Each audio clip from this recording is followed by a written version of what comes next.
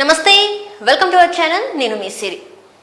నిన్న రాత్రి పోలింగ్ అయిపోయిన తర్వాత నాగబాబు గారు అయితే ఒక ట్విట్టర్లో ఒక పోస్ట్ అయితే పెట్టడం జరిగింది. అది పెట్టిన తర్వాత అనూహ్యంగా దానికి 1.1 మిలియన్ వ్యూస్ అయితే రావడం జరిగింది. ఇంతకే తను ఏం ట్వీట్ చేశారు ఏంటి అనేది మనకి వివరించడానికి మనతో పాటు ఉన్నారు ప్రముఖ సినీ క్రిటిక్ యజ్ఞమూర్తి గారు. నమస్కారం సార్.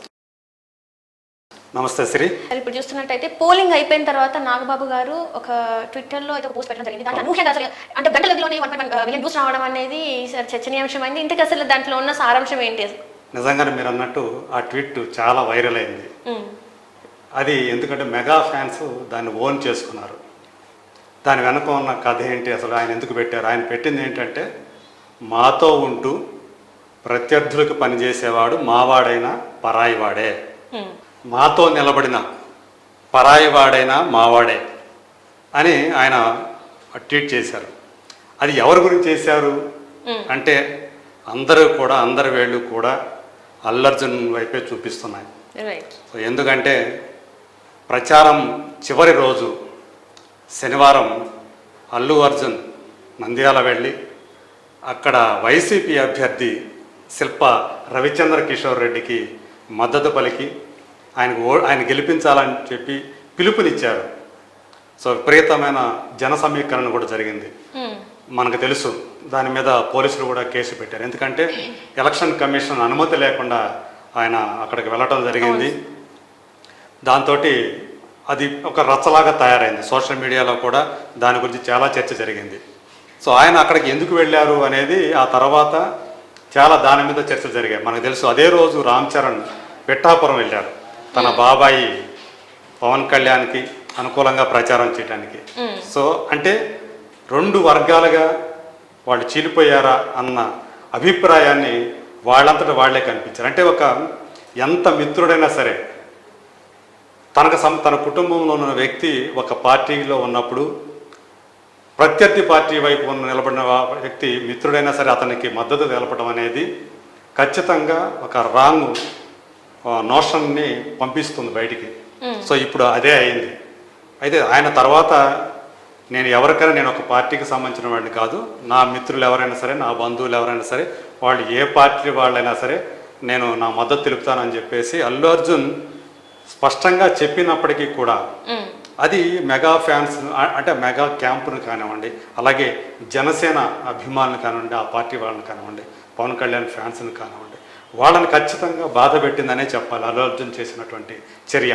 అది కూడా ఆఖరి రోజు వెళ్ళాడు ఆయన. పైగా ఆయన చెప్పిన మాటలు మరింతగా కవించే విధంగా ఉన్నాయి. సో గతంలో 2019లో నేను ఒక ట్వీట్తో సరిపెట్టాను, ఈసారి ఆ ట్వీట్ సరిపోదని చెప్పేసి నేరుగా ప్రత్యక్షంగా మద్దతు తెలపడామని చెప్పేసి నేను వచ్చాను, ఇక్కడికి నంద్యాలకు వచ్చాను అంటూ ఆయన చేసిన ఏవైతే ఆ కామెంట్స్ ఏవైతే ఉన్నాయో అవి మరింతగా వాళ్ళని ఆ క్యాంపుని బాధ పెట్టాయని చెప్పాలి. ఎందుకంటే అంతకు 2 రోజుల క్రితమే పవన్ కళ్యాణ్ గారికి మద్దతు తెలుపుతూ ఆయన ఒక ట్వీట్ చేశాడు. దీంతో ఏమైంది అంటే, మీ మామయ్యకైతేనేమో ట్వీట్తో సరిపెడతావా, అదే మిత్రుడికైతేనేమో అతను వేరే పార్టీ వాడైనా, ఇప్పుడు ప్రత్యర్థి పార్టీ వాడైనా అతని దగ్గరికి వెళ్ళి స్వయంగా కలిసి వెళ్ళి భార్య సమేతంగా వెళ్ళి మద్దతు తెలిపి వస్తావా, గెలిపించమని చెప్తావా అంటూ ఈ విధంగా ఆయన్ని ట్రోల్ చేశారు. రాత్రి ఏదైతే నాగబాబు ఆయన ట్వీట్ చేశారో అది కొన్ని గంటల వ్యవధిలోనే మీరు చెప్పినట్లు 1.1 మిలియన్ వ్యూస్ రావటం అనేది, అంటే ఆయన ట్వీట్లకి ఈ స్థాయి ఆదరణ గతంలో లేదు. ఇప్పుడు ఈ రేంజ్లో దానికి అంత ఆదరణ ఎందుకు లభించిందంటే దాన్ని మెగా ఫ్యాన్స్ కానివ్వండి, జన సైనికులు కానివ్వండి, వాళ్ళు ఓన్ చేసుకున్నారు. ఓన్ చేసుకొని వైరల్ చేశారని చెప్పాలి. సో ఆయన చెప్పేశాడు, పేరు పెట్టకపోయినా ఆయన అల్లు అర్జున్ని పరాయివాడుగా ఆయన సంబోధించాడు అని చెప్పేసి అందరూ కూడా ఇప్పుడు నమ్ముతున్నారు. రైట్. అంటే ఇప్పుడు అల్లు అర్జున్ గారి పుష్ప 2 అయితే మనకి రిలీజ్కి సిద్ధంగా ఉంది. అండ్ మనం చూసాం ఆ సినిమా నుంచి సాంగ్ వచ్చిన, టీజర్ వచ్చిన, ఎలాంటి వ్యూస్ వచ్చింది ఏంటి అనేది ట్రెండింగ్లో కూడా ఉంది మనం చూస్తున్నట్టయితే లాస్ట్ వచ్చిన సాంగ్. అండ్ ఇప్పుడు మరి ఇలాంటి పరిణామాల్లో మరి పుష్ప 2 మీద ఏమైనా ఎఫెక్ట్ పడే అవకాశం ఉందంటారా? ఖచ్చితంగా ఇప్పుడు అల్లు అర్జున్ ఒక వర్గం వాళ్ళకి అంటే మెగా ఫ్యాన్స్కి ట్రోలింగ్ మెటీరియల్ అయిపోయాడనే చెప్పాలి. సో తను పదే అంటే ఇదివరకైతే మొదట్లో ఆయన్ని కూడా మెగా హీరో కిందే అందరూ కూడా మీడియా కానివ్వండి, జనం కానీ, ప్రేక్షకులు కానీ పరిగణించేవాళ్ళు మెగా కూడా. తర్వాత ఎప్పుడైతే ఆయన త్రివిక్రమ్తో చేసినటువంటి అలవైకుంఠపురంలో అనే సినిమా వచ్చినప్పుడు ఆయన అల్లు ఆర్మీ అని చెప్పి ప్రత్యేకంగా తన ఫ్యాన్స్ని ఉద్దేశించి సంబోధించడం మొదలుపెట్టాడు. అసలు అంత ముందంతా కూడా మెగా ఫ్యాన్స్గానే ఉండేది. సో ఎప్పుడైతే ఆయన అల్లు ఆర్మీ అని తంది సపరేట్, తన ఫ్యాన్స్ సపరేట్ అని ఆయనే చెప్పాడు, అప్పుడు స్పష్టంగానే చెప్పాడు ఆయన. సో వాళ్ళకి తను అల్లు ఆర్మీ అని పేరు కూడా పెట్టుకున్నాడు. సో అప్పటి నుంచి కూడా ఈ అల్లు ఆర్మీ సపరేట్ అయిపోయింది మెగా ఫ్యాన్స్ నుంచి, మెగా అని చెప్పాలి. సో అది నలుగుతూనే ఉంది అప్పటి నుంచి కూడా. సో అప్పుడు వాళ్ళు ఏంటంటే అల్లు అభిమానులు కానివ్వండి, అంటే అల్లు అర్జున్ ఫ్యాన్స్ అంతా కూడా మెగా హీరోలు ఎవరైతే ఉన్నారో రామ్ చరణ్ కానివ్వండి, మిగతా హీరోలు కానీ వీళ్ళందరూ కూడా చిరంజీవి ఆయన వేసిన బాటలో వచ్చారు, ఆయన వారసులుగా వచ్చారు, అట్లా హీరోలు అయ్యారు.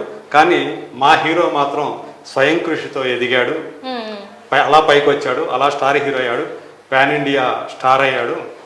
అదే రామ్ చరణ్ చూసుకుంటే రాజమౌళి అతన్ని స్టార్ చేస్తే, మా హీరో అయితే డైరెక్టర్ని స్టార్ డైరెక్టర్ చేశాడు. సో సుకుమార్ అయితే పుష్పతోటి స్టార్ పాన్ ఇండియా డైరెక్టర్గా మా హీరో చేశాడు అని చెప్పి ఇట్లా వాళ్ళు చెప్పుకుంటూ వస్తున్నారు తన్ని, అంటే అల్లు అర్జున్ అలా గొప్పతనాన్ని చెప్పుకుంటూ వస్తున్నారు. ఇదంతా కూడా అంటే వాళ్ళు మేము మెగా ఫ్యాన్స్లో భాగం కాదు అన్నట్లుగా వాళ్ళ ప్రవర్తన అదంతా కూడా ఉంటూ వచ్చింది.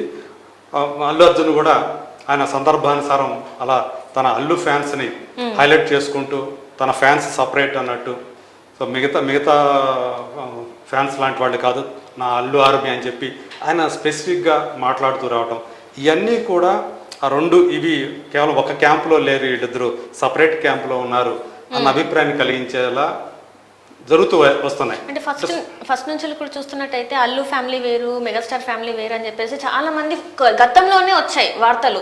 కాకపోతే వాళ్ళు ఏంటంటే ఎక్కడ కూడా బయట చూపించలేదు. కానీ ఫర్ ద ఫస్ట్ టైం ఈ ఎలక్షన్స్ ద్వారా వీళ్ళిద్దరు సపరేట్ అయిపోయారు, రెండు ఫ్యామిలీ సపరేట్ అయిపోయారు అన్నట్టుగా మనకి ఇప్పుడు ఒక నిర్ధారణకైతే రావడం జరిగింది. రాత్రి నాగబాబు గారు చేసిన ట్వీట్ ఏదైతే ఉందో అది చాలా స్పష్టంగా, సో అంటే వాళ్ళ మనసుల్లో అల్లు అర్జున్ చేసిన పని నచ్చలేదు అని అది స్పష్టంగా తెలియజేస్తుంది.